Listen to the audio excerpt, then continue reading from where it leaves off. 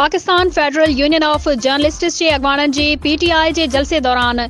ARY news जी बंदिश जी मज़म्मत तफ़सील मूजिब Pakistan federal union of journalist जे अॻवाननि जे PTI जे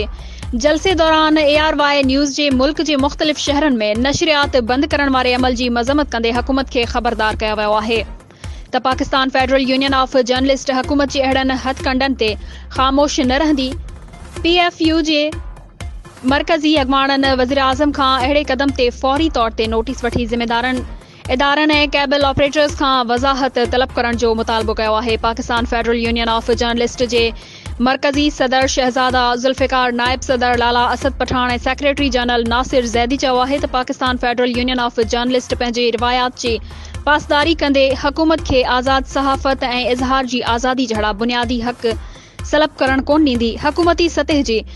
तब्दीली सां गॾु ई अहिड़े क़िस्म जूं किरियल हरकतूं शुरू थियण क़ाबिले मज़म्मत आहिनि। हुननि जो चवणु हो त अगरि मुल्क में जमहूरी हुकूमत जी दावा बि कई वञे ऐं कंहिं बि सहाफ़ी या सहाफ़ती इदारे खे आज़ादाना तौर ते कमु करण न ॾिनो वञे त जमहूरियत जी तौहीन आहे, जेका असांखे कंहिं बि सूरत में क़ाबिले क़बूल नाहे।